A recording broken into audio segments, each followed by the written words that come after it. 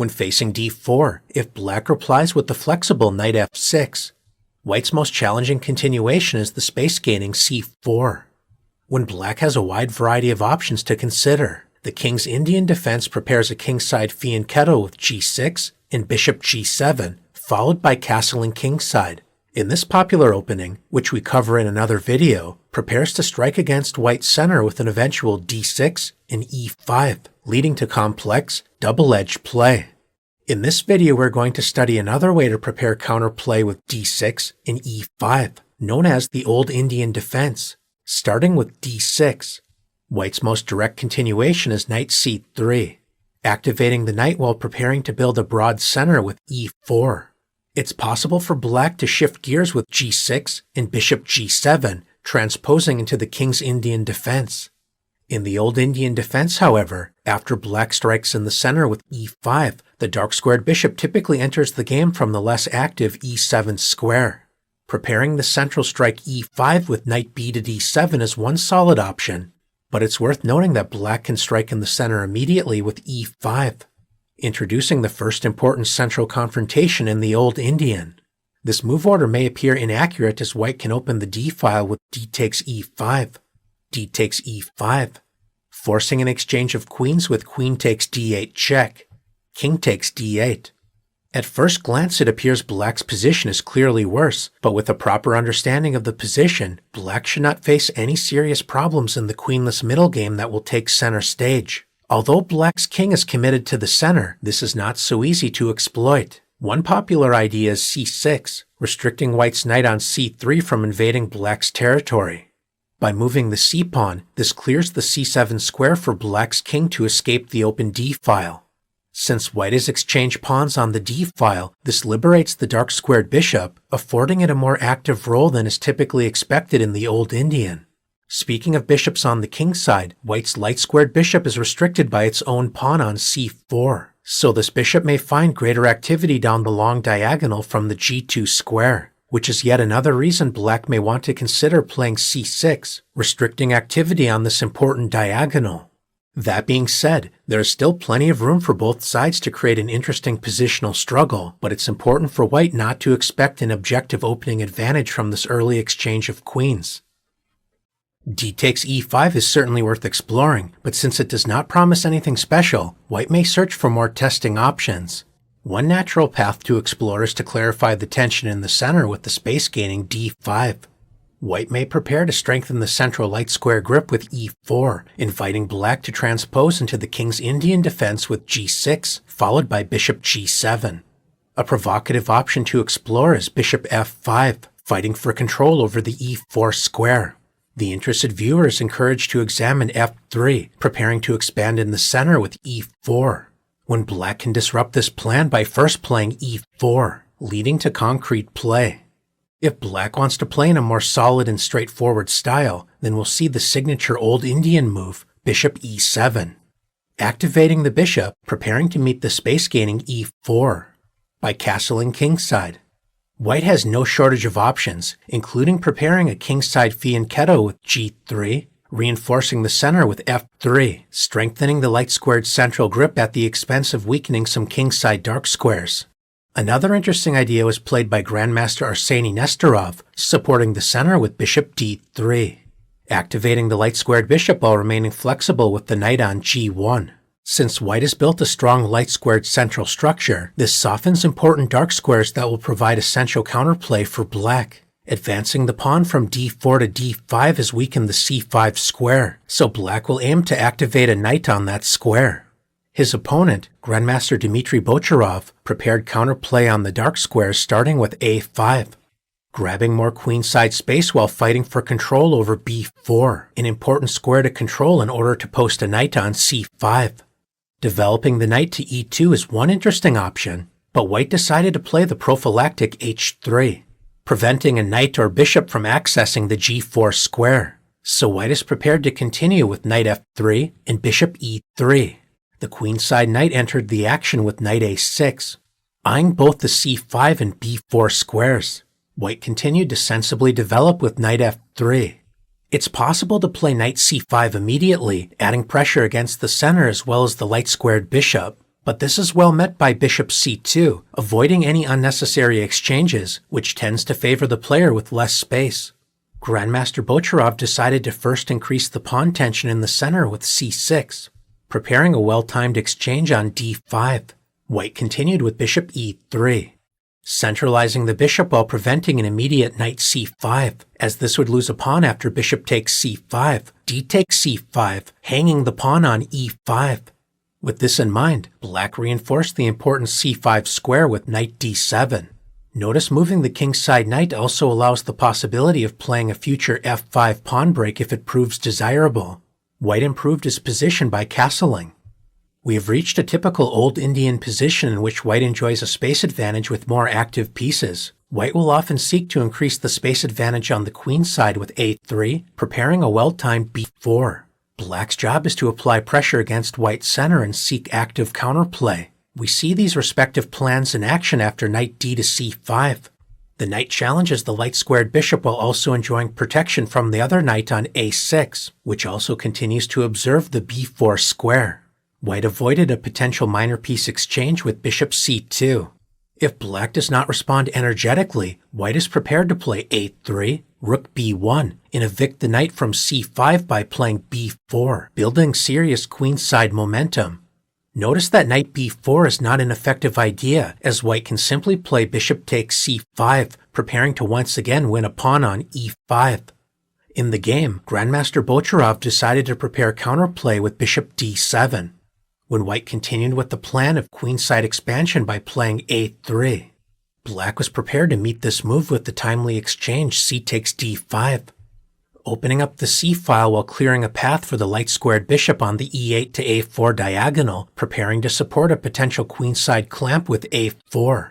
In response to black clarifying the central tension, white has several reasonable ways to capture on d5. He decided to play e takes d5, committing to play on the queen side while opening up the b1 to h7 diagonal for the bishop, supporting the c-file with rook c8, followed by expanding on the king side with f5 is worth exploring. But in the game, black decided to play queen e8, adding a third defender to the a4 square, while also eyeing activity on the king side after an eventual f5. Since black is now prepared to play a4, clamping down on the b3 square, restricting white's pawn on b2, white decided to play the important positional reply, b3. Notice that a4 would run into trouble after b4, attacking black's immobilized knight on c5. So white enjoys a promising position thanks to preserving the important option of playing b4, squeezing black on the queen side. There is no denying black is under some serious pressure and must find ways to keep the game complicated. Rook c8 remains an important option, providing an important presence on the c-file, followed by expanding on the king side with f5. Once black decides to play f5, this supports the space gaining e4, opening up lines on the long dark square diagonal for black's bishop to enjoy after bishop f6, creating some interesting complications that both sides must navigate carefully. The space gaining d5 is a committal decision that can lead to subtle positional play after bishop e7, or black may decide to transpose into the king's Indian defense with g6 after white is committed to this structure. Another option is to support the center with the more modest e3, but white's main line is to increase the central tension with knight f3, supporting the d4 pawn while adding a second attacker against e5. This is one of the more critical choices the old Indian player has to face in the opening. Knight bd7 is black's most popular and solid choice, but it's worth briefly introducing the sharper, more chaotic choice e4. Accepting white's invitation to advance the e-pawn forward, provoking incredible complications. Since the knight is under attack, knight d2 is one way to add pressure against this brave central pawn. But white can also play in the style of former world champion Garry Kasparov with knight g5, attacking the e4 pawn from a more active square. Defending the pawn with the strange-looking queen e7 is possible, leading to concrete play after queen c2, intensifying the central debate. Kasparov's opponent, Grandmaster Jonathan Spielman, defended the pawn while activating another piece with bishop f5. True to his dynamic style, Grandmaster Kasparov played the disruptive shot g4, confronting black's bishop while preparing to activate the light-squared bishop with bishop g2. greeting bishop takes g4, with the patient bishop g2. Surrounding black's now doomed e4 pawn when after black continued to develop with bishop e7. Gary collected the e-pawn with knight g takes e4. Knight takes f6 check, discovering the bishop's attack against the b7 pawn is in the air. So Grandmaster Spielman exchanged knights with knight takes e4. Bishop takes e4. White's light-squared bishop comes to life on the long diagonal, threatening the unprotected b7 pawn.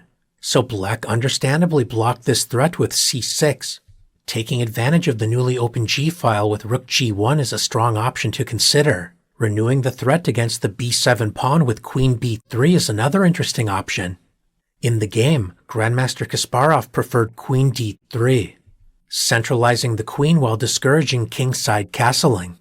White enjoys a strong initiative in this promising position, although Grandmaster Spielman went on to hold the legendary world champion to an eventual draw.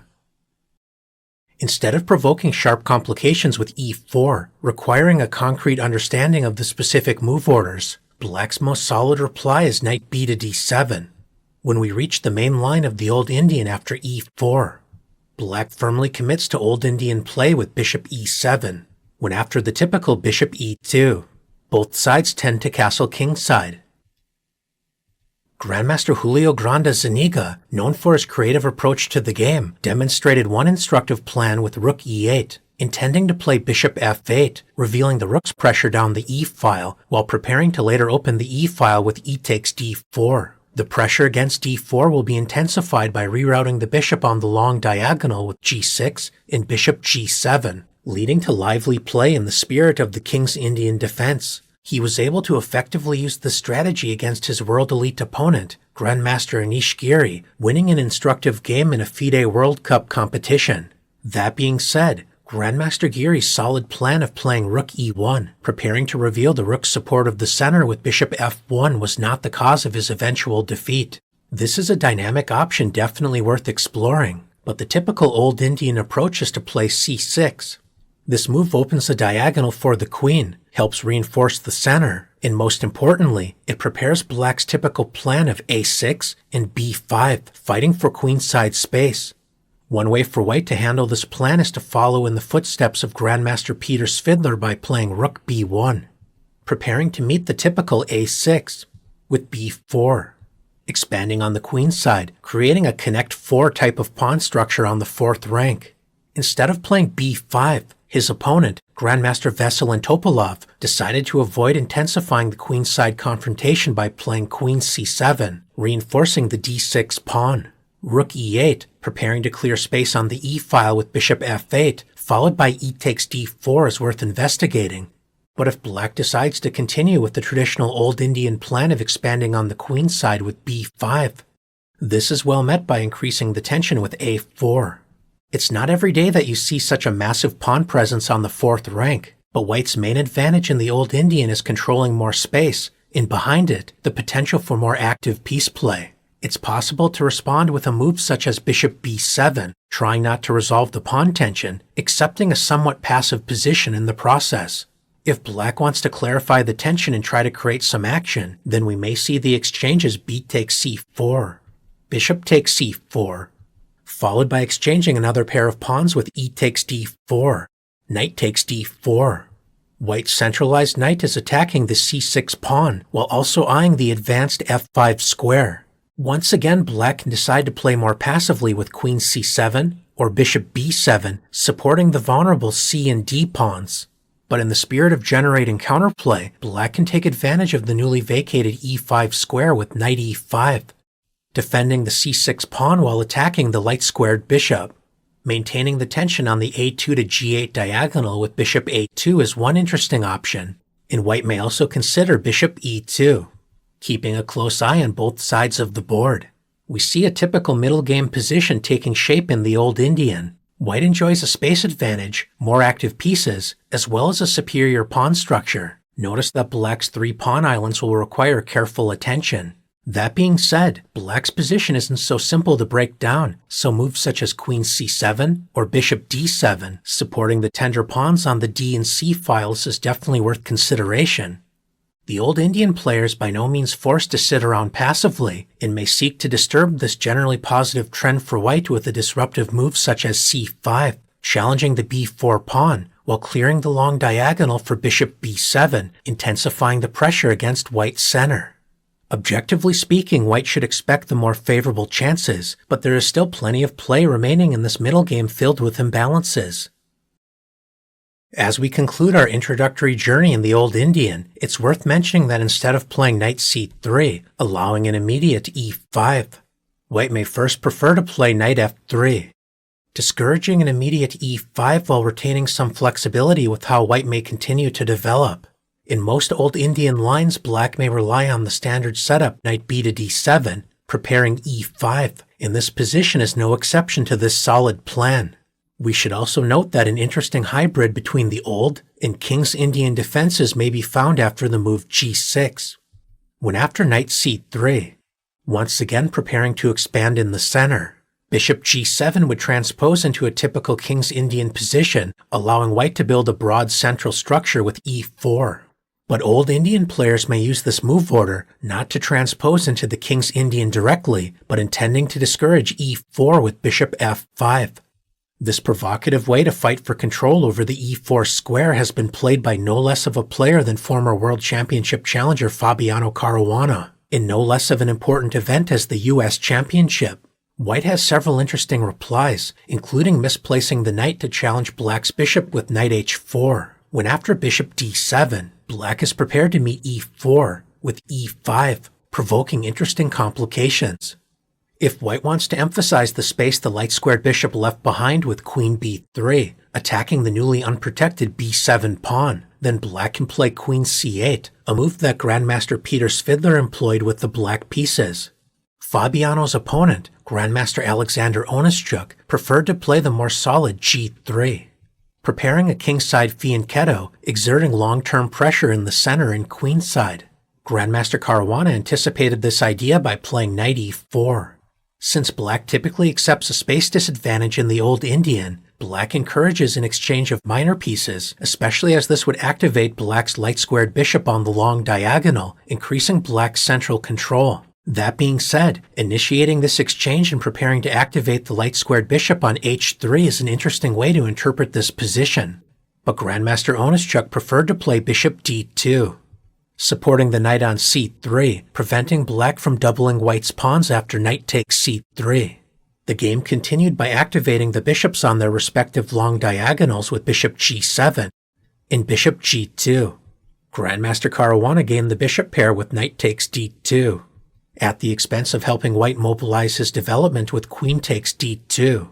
When black decided to castle, Grandmaster Onischuk followed suit by castling as well. When black intensified the pressure against white's center with the provocative knight c6, preparing to strike in the center with e5. So white decided to confront black's knight with the space-gaining d5, opening up important squares down the long dark-squared diagonal, when white prepared to meet knight a5, attacking the unprotected c4 pawn with b3, solidifying the light squares at the expense of activating black's dark-squared bishop down the long diagonal. Grandmaster Caruana solidified his dark square control with c5, when after the space-gaining e4. Meeting e4 with bishop g4 is one important option, possibly preparing to enter a position with opposite-colored bishops if allowed after bishop takes f3. Weakening black's kingside light squares with bishop takes c3 is not a good option, because even though black wins a pawn for the time being after queen takes c3 and bishop takes e4, white can centralize a rook with rook a to e1, preparing a strong central and kingside initiative when black will struggle to find sufficient counterplay. In the game, Grandmaster Caruana decided to retreat his bishop to d7, setting the stage for a tense middle game struggle after rook a to e1, preparing to expand in the center with e5, so black replied with queen c7, supporting the e5 square while connecting the rooks. The battle lines have been drawn. White is prepared to expand in the center with queen e3 and e5. Black, on the other hand, will prepare counterplay on the queen side with a6 and b5, creating double-edged play, which ultimately ended in a draw. The Old Indian is considered to be a more passive predecessor of the modern King's Indian defense, an ambitious opening that focuses on activating the dark-squared bishop on the long diagonal with g6 and bishop g7. By comparison, the Old Indian typically develops the bishop to the less active e7 square. Although at times this opening may prove less fire-breathing than the more popular King's Indian defense, the Old Indian is a strategically rich opening with plenty of fascinating positional subtleties waiting to be discovered. It is true that white may often claim a space advantage with the potential to enjoy more active pieces, but the Old Indian is a solid way to open the game with the potential to create double-edged complications. Thanks for exploring the Old Indian defense, and best of luck the next time you find yourself on either side of this historic variation.